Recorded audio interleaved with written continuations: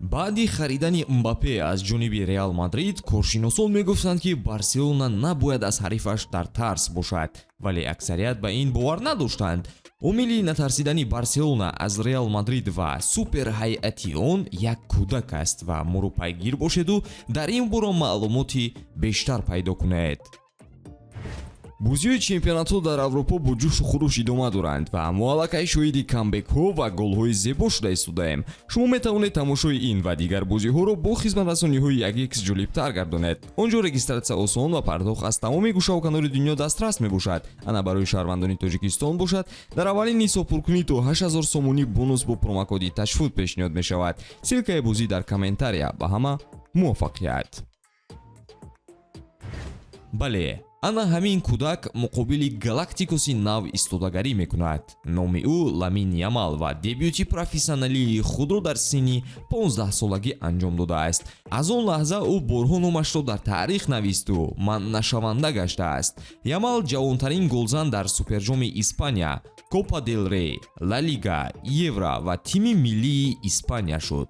ӯро ҳамзамон ояндаи Ла Лига, ситораи нав дар Эл Классико, ҷавонтарин бозингар бо 10 амали натиҷабахш дар Лига, ҷавонтарин бозингари Лигаи Чемпионҳо, ҷавонтарин футболбози дар Евро баромад карда, ҷавонтарин ассисткори гол дар ин мусобиқа ва дар маҷмӯъ ҷавонтарин бозингаре ки дар Евро қаҳрамон шудаасту беҳтарин бозингар эълон гаштааст.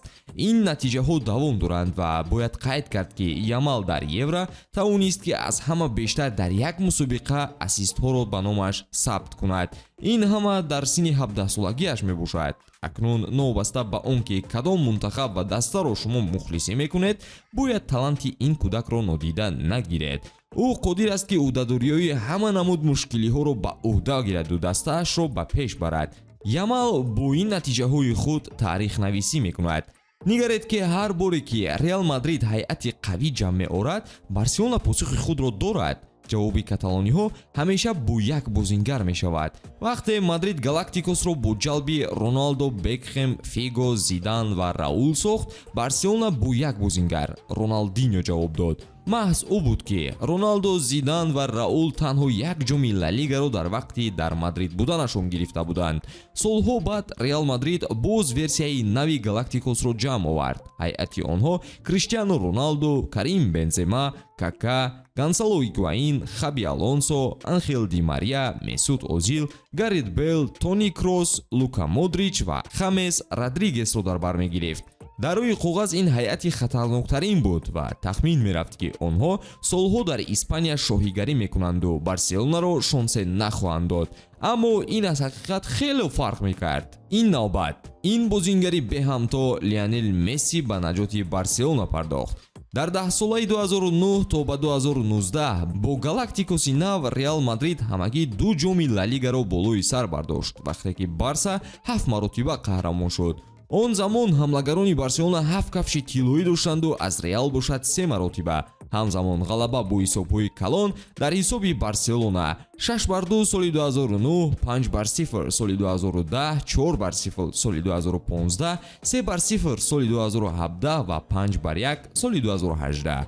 дар он муддат Реал боре ҳам бо фарқияти куллӣ Эл Классикоро ғалаба накарда буд. мақсади гап ин ки новобаста бо харидҳои калони Реал Мадрид, Барселона як бозингаре ҳамеша пайдо мекунад ки рақибро боз дорад ва рақобатпазирӣ нишон диҳад.